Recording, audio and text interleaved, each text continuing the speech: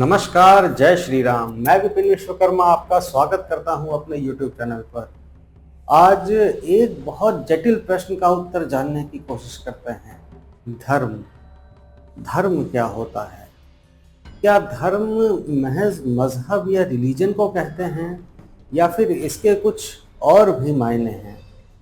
चलिए सबसे पहले जानते हैं इसकी मीनिंग। धर्म धर्म एक संस्कृत शब्द है जिसकी धातु ध्री है। संस्कृत में धातु क्रियाओं के मूल रूप को कहते हैं। तो ध्री ध्री का अर्थ होता है धारण करना। क्या धारण करना? आचरण धारण करना। आचरण या फिर बिहेवियर क्या होता है? किसी चीज का आचरण उसके आंतरिक गुणों और मूल्यों का परिणाम होता है। जैसे कि अग्नि का आचरण है जलाना और पानी का आचरण है बुझाना। आचरण से ही अस्तित्व का निर्माण होता है। अस्तित्व यानी वजूद, जीवित रहने की अवस्था, जिसके लिए आपको स्वयं को जानना बहुत जरूरी हो जाता है। जब आप खुद को जानेंगे तभी आप अपने अस्तित्व को समझ पाएंगे। हम लोगों में कितने लोग अपने अस्तित्व को समझते होंगे? शायद बहुत कम, क्योंकि जाहिर सी बात है ये कर पाना बहुत कठिन है। मगर जैसा कि कुछ लोग कहते हैं, कठिन कुछ भी नहीं होता, बस जज्बा होना चाहिए। खैर, तो अस्तित्व, हम लोग अपने अस्तित्व को कैसे समझ सकते हैं, कैसे जान सकते हैं? यही धर्म आता है।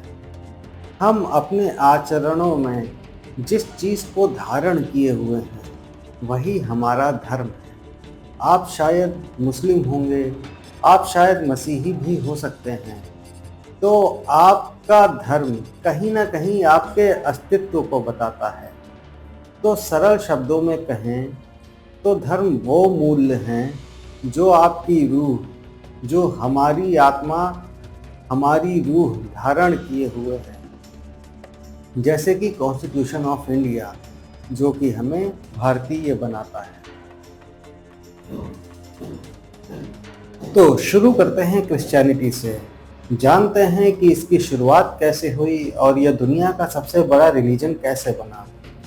तो इसकी शुरुआत आज से लगभग 2000 साल पहले ईसा मसीह के जन्म के साथ जुड़ी हुई है। वो ही इस धर्म का केंद्र बिंदु है। उनका जीवन, ईसा मसीह का जीवन पुण्यों से भरा हुआ था। उन्होंने सदा ही नेक काम किए, उन्होंने कई चमत्कार भी किए। ईसा मसीह ने प्रेम, क्षमा और ईश्वर के राज्य का संदेश दिया। उन्होंने कई शिष्य भी बनाए, लेकिन इसके बदले उन पर जुल्म ढाए गए। रोमन साम्राज्य द्वारा उन्हें मारा गया, पीटा गया, छीला गया और फिर अंत में उन्हें बड़ी बेरहमी से क्रूस पर चढ़ा दिया गया। भयानक। खैर, वो तीसरे दिन दोबारा जी उठे थे। फिर उनके बाद उनके शिष्यों ने उनका और उनकी शिक्षाओं का प्रचार किया। उनके प्रमुख शिष्य जैसे Saint Paul, Saint James, Saint John आदि ने प्रारंभिक काल में जेरूसलम में ही ईसा मसीह की शिक्षाओं का प्रचार किया। फिर सालों के संघर्ष के बाद रोमन सम्राट कॉन्स्टेंटीन ने ईसाई धर्म को सन 313 में मान्यता दी और इसे रोमन साम्राज्य का आधिकारिक धर्म बना दिया। इससे इस धर्म को संरक्षक और संसाधन मिले। आइए ईसाई धर्म के कुछ और प्रमुख प्रचारक पर नजर डाल लेते हैं। पहले आते हैं सेंट ऑगस्टीन। इन्होंने ईसाई धर्म पर कई लेख लिखे। ये एक महान विचारक और दार्शनिक थे। फिर आयरलैंड में सेंट पैट्रिक ने ईसाई धर्म का प्रचार किया। सेंट जेवियर ने भारत, जापान और साउथ ईस्ट एशिया में रहकर धर्म का प्रचार किया, ईसाई धर्म का प्रचार किया। अंत में 20वीं सदी की प्रमुख प्रचारक रहीं मदर टेरेसा, जिन्होंने भारत में गरीबों और बीमारों की खूब सेवा की। अब बात दुनिया के दूसरे सबसे बड़े रिलीजन की करते हैं, अब बात इस्लाम की करते हैं। इस धर्म की शुरुआत 7वीं शताब्दी में हजरत मोहम्मद साहब के साथ हुई। वो ही इस धर्म के संस्थापक माने जाते हैं। तो हजरत साहब का जन्म 570 ईसा पूर्व में हुआ। इनका जन्म मक्का में हुआ और पेशे से ये एक व्यापारी थे, मगर आध्यात्मिक रूप से ये काफ़ी संजीदा व्यक्ति भी थे। 40 वर्ष की उम्र में जब ये एक गुफा में ध्यान कर रहे थे तो अल्लाह ने उन्हें एक संदेश दिया। अल्लाह एक है और मोहम्मद साहब उसके आखिरी पैगंबर हैं। यही संदेश कुरान के रूप में संकलित हुआ। मोहम्मद साहब ने मक्का और मदीना में इसका प्रचार किया। उन्होंने एकेश्वरवाद, मानवता, न्याय और समर्पण का प्रचार किया। हज़रत मोहम्मद साहब के बाद उनके अनुयायियों ने खिलाफत प्रणाली की स्थापना की। उन्होंने एक खलीफा चुना, सबसे पहले अबू बकर, उसके बाद उमर, फिर उस्मान और अली। इनकी ही अगुवाई में इस्लाम अरब से बाहर निकल पाया। फिर अरबी सेनाओं ने कई देश जीते, जैसे कि मिस्र, Syria, Iran, Iraq, north Africa. इससे इस्लाम धर्म का प्रचार और आगे हुआ। फिर उमैयद और अब्बासी खलीफा ने इस्लामी शिक्षा, संस्कृति और प्रशासन को संगठित किया। मुस्लिम व्यापारियों ने और सूफी संतों ने शांतिपूर्ण तरीकों से इसका प्रचार किया। इस्लाम ने गणित, खगोल शास्त्र, चिकित्सा और दर्शन में भी कई योगदान दिए, जिससे इसकी प्रतिष्ठा और ज़्यादा बढ़ी। ईसाई और इस्लाम दोनों ही अब्राहमिक रिलीजन हैं, जो पैगंबर इब्राहिम को अपनी आध्यात्मिक परंपरा का मूल मानते हैं। यहूदी धर्म भी एक प्रमुख अब्राहमिक रिलीजन है। चलिए थोड़ा सा इसके बारे में भी जान लेते हैं। यहूदी धर्म की शुरुआत आज से लगभग 4000 साल पहले हुई थी। इसके संस्थापक पैगंबर इब्राहिम थे। इसका जन्म मेसोपोटामिया क्षेत्र में हुआ था, जो कि इराक और उसके आसपास का इलाका है। अब्राहमिक रिलीजन्स में मूर्ति पूजा को पाप माना जाता है। ये धर्म एकेश्वरवाद पर आधारित है। खैर, यहूदी धर्म हजरत इब्राहिम के बाद उनके बेटे इशाक और पोते याकूब से आगे बढ़ा। याकूब के बेटे यहूदा के नाम पर इस धर्म का नाम यहूदी पड़ा। सनातन धर्म की तरह ये धर्म भी दूसरों को परिवर्तन के लिए प्रेरित नहीं करता है। ये कोई मिशनरी धर्म नहीं है। इस धर्म का विस्तार ज़्यादातर वंश परंपरा अनुसार हुआ, मगर यहूदी धर्म पर भी काफ़ी जुल्म ढाए गए। 70 ईस्वी में उनका पवित्र मंदिर रोमन साम्राज्य ने तोड़ दिया था, जिसके बाद यहूदी लोग अपने देश से दूर विस्थापित होने पर मजबूर हो गए थे। इसे डायस्पोरा कहा गया। उन्हें अन्य देशों में अल्पसंख्यक बनकर रहना पड़ा। कुछ जगह जैसे कि यूरोप में उनका बहिष्कार भी किया गया, उन पर अत्याचार भी किया गया। फिर 20वीं शताब्दी में उन्हें यहूदी लोगों को होलोकास्ट से भी गुजरना पड़ा। लगभग 60 लाख यहूदियों को नाजियों ने मौत के घाट उतार दिया था। इससे इस धर्म को काफ़ी नुकसान झेलना पड़ा, मगर आज ये धर्म दुनिया के पावरफुल धर्मों में से एक है। होलोकास्ट के बाद लोग जागरूक हुए और यूनाइटेड नेशन के प्रस्ताव पर 1948 में इजराइल देश की स्थापना हुई, जो कि यहूदियों का स्वतंत्र राष्ट्र था। इसके बाद हिब्रू भाषा को भी पुनर्जीवित किया गया और इजराइल की आधिकारिक भाषा बनाया गया। फिर इस धर्म का पुनरुत्थान शुरू हुआ। यहूदियों ने आधुनिक युग में शिक्षा, कला और तकनीकी के क्षेत्र में कई योगदान दिए और अच्छे योगदान दिए। आइए अब बात करते हैं अपने सनातन धर्म की। इसकी शुरुआत कैसे हुई? तो ये धर्म अनादि है, जिसका कोई आरंभ नहीं है, और ये धर्म शाश्वत है, मतलब ये धर्म हमेशा से है और ये धर्म हमेशा रहेगा। तो इसकी शुरुआत के बारे में कोई नहीं जानता।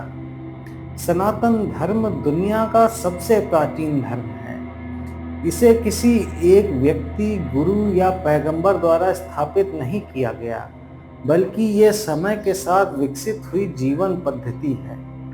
सनातन का अर्थ ही शाश्वत होता है, मतलब जो सदा से है और जो सदा ही रहेगा।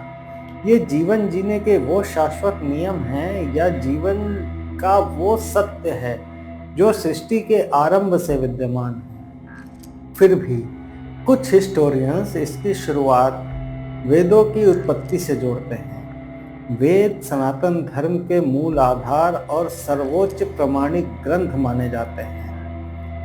रिटन हिस्ट्री की बात करें तो वेद आज से लगभग 10,000 साल पुराने बताए जाते हैं। वैसे तो हम सनातनी कुछ और ही मानते आए हैं। हम लोग ये मानते आए हैं कि वेद ब्रह्मा जी के मुख से प्रकट हुए हैं। जब शिव जी ने सृष्टि के निर्माण का संकल्प लिया तो पहले विष्णु जी और फिर ब्रह्मा जी प्रकट हुए। ब्रह्मा जी ने शिव जी की आराधना की और तपस्या के फल स्वरूप उन्हें दिव्य ज्ञान प्राप्त हुआ, जो कि उनके मुखों से 4 वेदों के रूप में निकला। उत्तर मुख से ऋग्वेद निकला, दक्षिण मुख से यजुर्वेद, पश्चिम मुख से सामवेद और पूर्व मुख से अथर्ववेद निकला। वेदों को हम लोग श्रुति कहते हैं, मतलब सुना गया, वो ज्ञान जो कि सुना गया, ना कि लिखा गया। इस ज्ञान को ब्रह्मवाणी भी बोला जाता है। इसका कोई लेखक नहीं है, इसका कोई मानव रचयिता नहीं है। ये अनादि और अपौरुषेय है। सनातन धर्म सदा से ही भारत की भूमि पर पनपता रहा है। भारत जो कि आध्यात्मिक, आर्थिक और सांस्कृतिक रूप से एक लंबे समय तक दुनिया का केंद्र रह चुका है, सनातन धर्म का विस्तार और संकुचन दोनों ही देख चुका है। सनातन धर्म को कभी भी जोर जबरदस्ती से नहीं फैलाया गया, बल्कि इसके विस्तार का कारण सहजता, समन्वयशीलता और दार्शनिक गहराई रही है। हमारे वेदों और उपनिषदों के दार्शनिक विचार जैसे कि ब्रह्म, मोक्ष, आत्मा आदि ने इस धर्म को गहरा और सार्वभौमिक बना दिया। हमारे महाकाव्य और पुराणों ने भी दुनिया पर गहरा असर छोड़ा है। अब भी ये बहुतों के लिए प्रेरणा और ज्ञान का स्रोत हैं। एक समय ये धर्म लगभग पूरी दुनिया में व्याप्त था, फिर जैसे जैसे समय बीतता गया इसका संकुचन शुरू हो गया। 6वीं शताब्दी में बौद्ध और जैन धर्म सनातन धर्म से ही बने, जिन्होंने जटिल कर्मकांडों और जाति व्यवस्था को चुनौती दी। इससे सनातन धर्म बट गया। फिर मध्यकालीन भारत में इस्लाम और ईसाई धर्म का आगमन हुआ।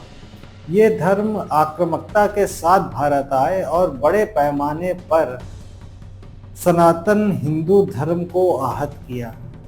कई शासकों ने हमारे मंदिर भी तोड़े, धार्मिक उत्पीड़न किया और जबरन धर्मांतरण भी किया, जिससे हिंदुओं की संख्या में काफ़ी कमी आई और धर्म का प्रभाव भी काफ़ी कम हुआ।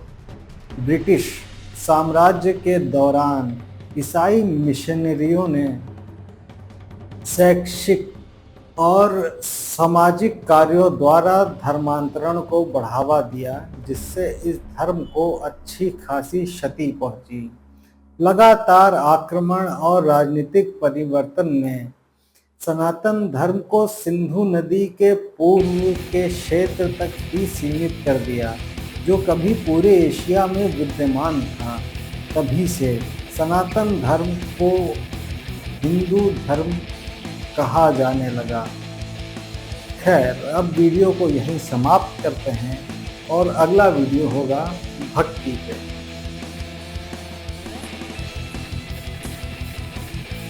अगर आपको वीडियो अच्छा लगा हो तो प्लीज़ मेरे चैनल को सब्सक्राइब करिए, वीडियो को लाइक करिए, कमेंट करिए। जिसका मन नहीं कर रहा है वो भी अगर सब्सक्राइब कर देगा तो आगे मैं और इंटरेस्टिंग वीडियो दे पाऊँगा। और जो भी कमियाँ हो आप प्लीज़ मुझे कमेंट में बताइए, मैं कैसे अपने वीडियोज़ को और अच्छा कर पाऊँ। Thank you.